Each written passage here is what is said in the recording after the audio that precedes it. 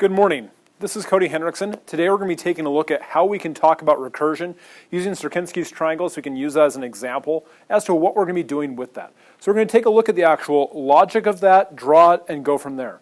So Sierpiński's triangle is a really cool activity we can do to actually examine the idea of recursion using some really basic shapes.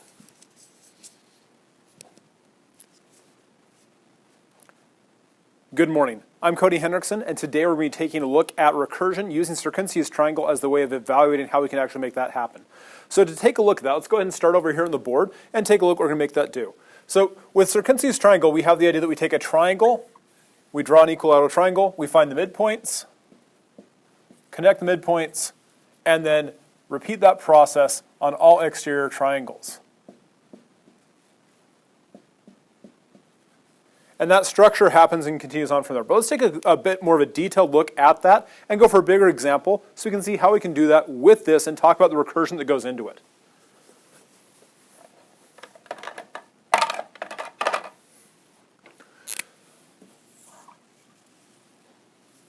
So we're going to start off with a big triangle. We're going to use that basic structure. Now, of course, Henriksen's art is not the most amazing. We've got that. We're okay. We'll move on. So the first thing we're going to do is we're going to identify the midpoints of the triangle.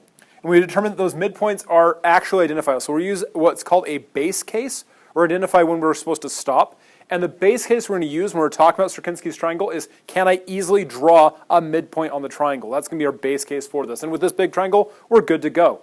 So I draw the midpoints and I connect the lines. And at that point, I've got my first set of triangles. So my first of that is there. So I'm going to take that again. I'm going to do that same process because I can still grab that. So I'm going to call the same method again. So I'm going to draw the draw triangle. And I connect the midpoints again to draw a new triangle. And I now have a new set of triangles. And if you've followed some video games, you might reference this as a collection of different triforces. Great way to imagine what we're doing with that, but it's a nice way we can actually look and see we have that picture. And notice again, I'm only using the exterior triangles of each triangle. Repeat that process again another time, so identify all of the midpoints.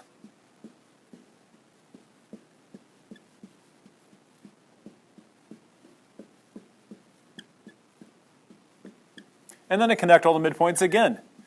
And you'll notice as I connect these midpoints, I'm always only drawing a down triangle inside my up triangle. And I always leave the biggest space open as I go through this. Repeat the process again. I find midpoints.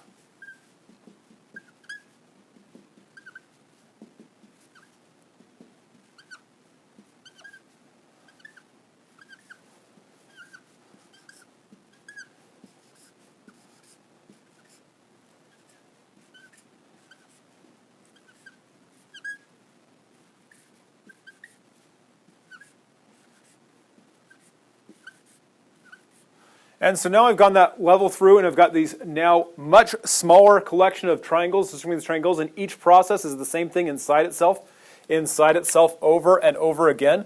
That fractal pattern that you've seen in your math classes is something we see right here, and it's a great way to demonstrate the idea of recursion itself.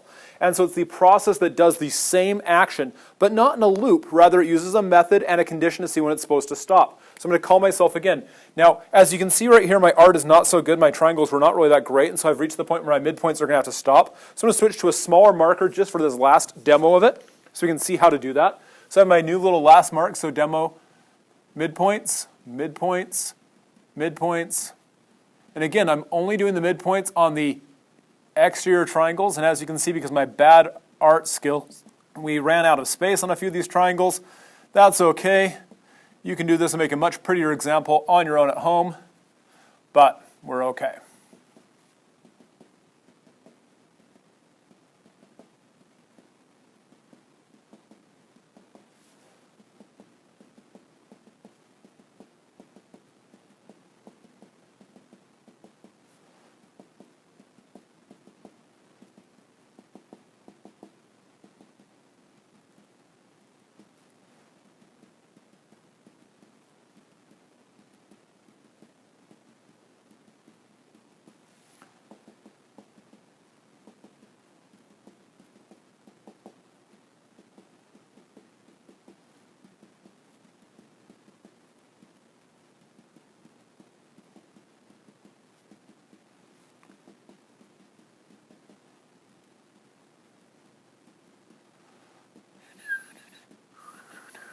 All right, so I have all those exterior triangles and I have to connect them all now.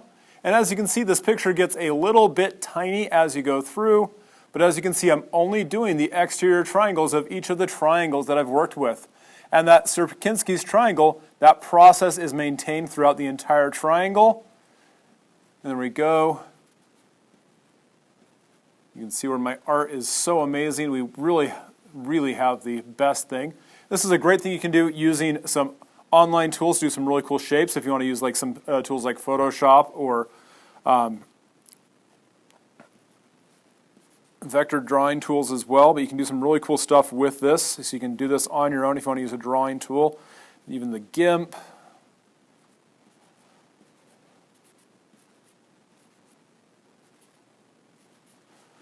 But as you can see, that pattern itself repeats all the way through the entire image. And so this idea, almost like a tessellation in your math class that you did back in elementary school, and you're looking at the idea of patterns. And so you've already covered this topic in your math class when you're talking about how a series works, when you're defining something with itself up to a certain point. And now at this point, because I've reached my base case, I can't easily fit in any more points because I drew so poorly. We've reached that base case and we have to stop, so the event itself is over. So let's go ahead and let's do a quick little demonstration of the code for that so we can see how to make that happen. So we have our really bad Sierpiński's triangle, but let's look at the code for this to make this happen. So we start, of course, with our public void because it's just going to make it really easy.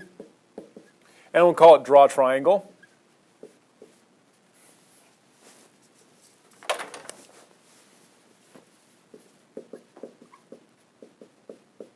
And it takes a parameter, and this is one of the key things when you're talking about recursion is you need to have a parameter. And we're just going to do a really simple version of this, call it distance. And so we have an int distance right there we're going to use to be that reference. Of course, we're going to give our squigs, because squigs are our friends. We denote the actual block of code we're working with. And inside a recursive method, we have a couple things we have to worry about. We have our base case when we have to stop and what we do otherwise. And so the first thing we're going to do is we are going to go through and we're going to check to see that's happened. So we want to check to see if, and then the distance is less than some number. I'm going to do arbitrarily 10 to make that happen.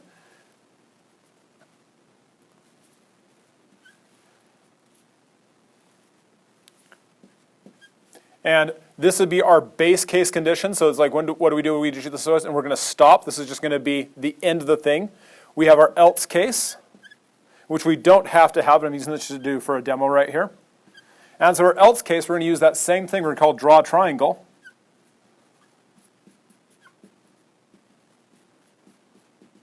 But we're going to pass it the method of the draw triangle. We're going to pass it the distance, but we're going to a modified value. Distance divided by 2. Now, I know the math on that is not totally correct. We're not actually just cutting the distance in half for that. But we have the idea that we're going to repeat this process. So draw triangle, we pass it some parameter. If the distance is less than 10, we stop. There's nothing we're going to do. We're just going to go back, and this is where we exit the actual recursive call. Otherwise, we're going to call draw triangle, passing that other information. And so any other code we do inside here is where we're going to see what we're working with on this. But that draw triangle right here, we'd have the code to actually draw those cute little triangles on here, find midpoints, all that logic. But it's going to be handled by this call, which would be happening right here. So it does this, which goes inside here, it does the test, it fails the test, comes back, draws triangle, and repeats that process. So we get down to every time we do this, we cut the distance in half, we go to the next spot of the triangle, find its midpoint, until we reach whatever that value is to base case. When do we stop doing this? And so we have our draw triangle method, which has a parameter which we use. That parameter has to be evaluated to find the base case component. When we reach the base case component, we stop. Otherwise, we go back through. We call that method again, but we modify the parameter, saying, hey, we want to do this again with a smaller value. And most of the time, we're always going smaller in value when we're doing recursion. We're passing a smaller set of information to work with, so we can make that happen. And so we start off with this original call with the draw triangle, say huge, say 500.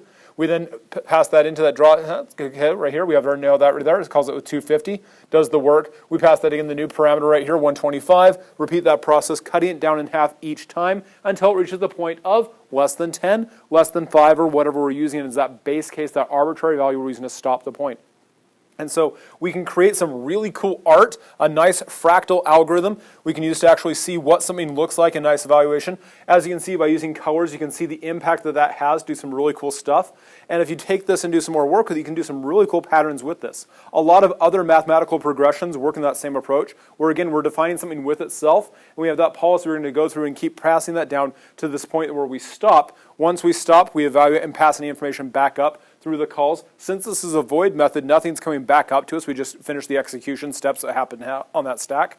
But we'll see that more example when we do this in example with using some math equations and look at that next time. But that's a quick little demo of how you can do recursion using Sierpiński's triangle and the art you have to do to make that happen. Thanks again. We'll cover some more topics again in the future. Have a great day.